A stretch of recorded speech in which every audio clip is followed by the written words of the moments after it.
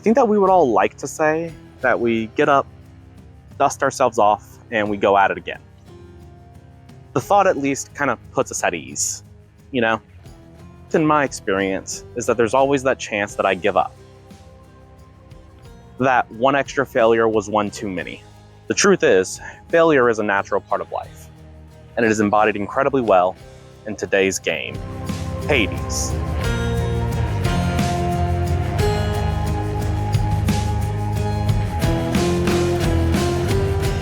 Welcome back, ladies and gentlemen, to A Dozen Hours, a series where I, your host, CTRL+N, play a game for 12 hours to let you know if it's worth your time.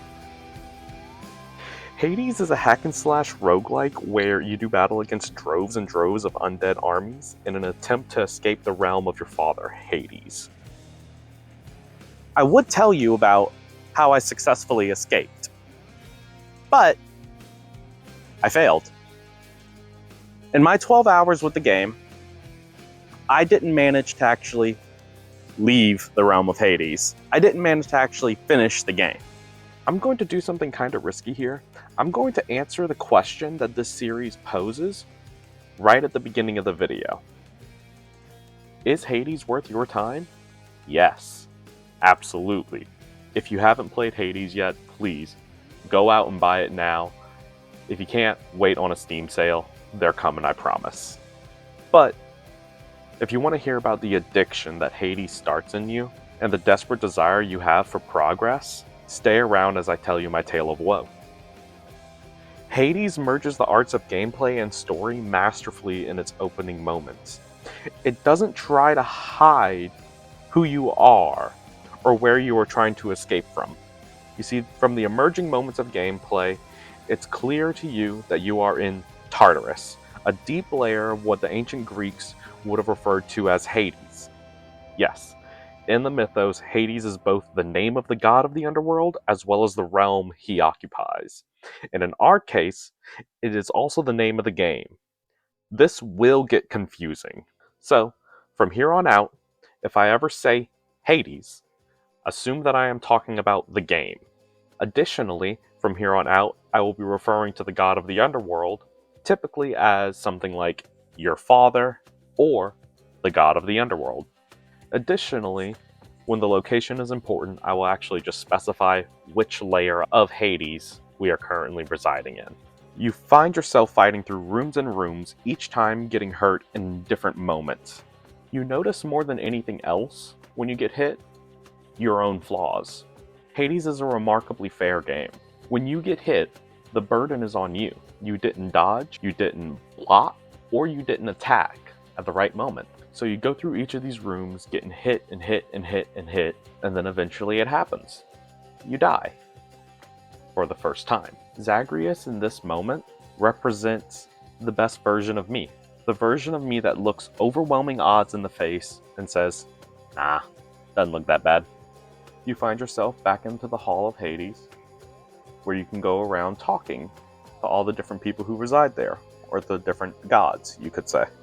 All of them have either some form of encouragement to give you, some little quip to throw at you, all the way until you get to your father himself. He finds your expedition foolish and destined for failure.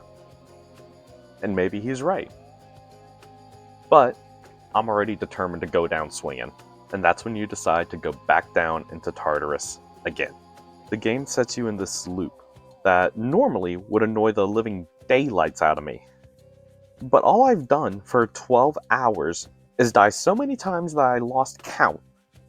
Yet I can't wait to start another run. After a few runs, you reach the first of many boss fights, Megaera. That's the moment where the music takes you away.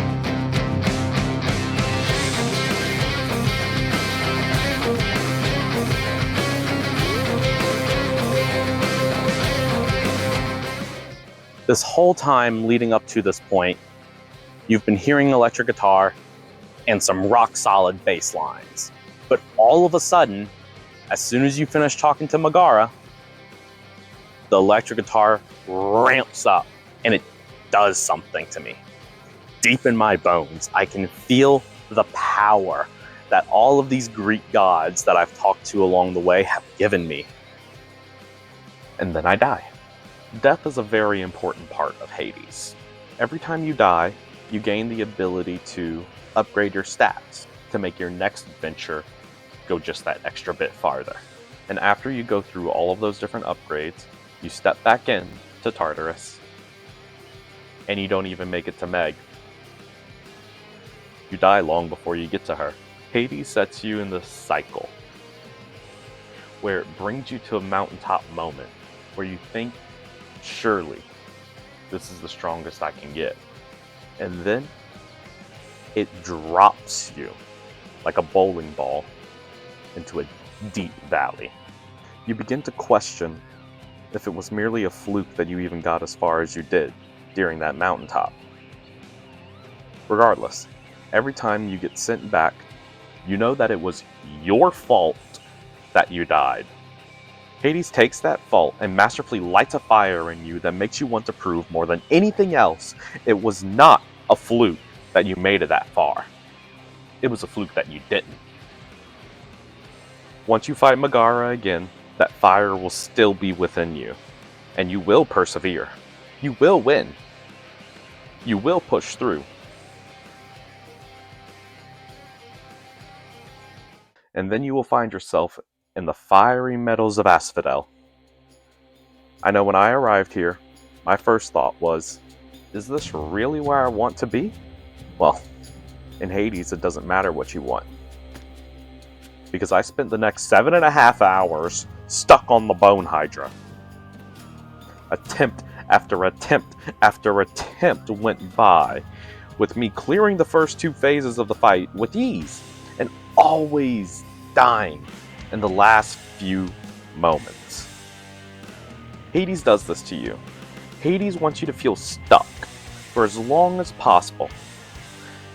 I was in it, unable to progress, but Hades wants to build that pressure, to increase the friction, to teach you that just because you failed again and again, that doesn't mean the breakthrough isn't on the other side.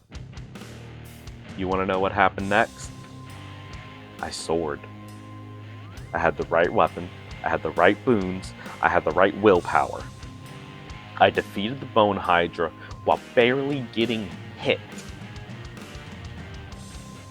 Then I defeated all of Elysium on my first try. I was going into the final fight of the game against the god of the underworld himself, my own father, with a full health bar and the most powerful set of weapons and boons I could manage. And I died.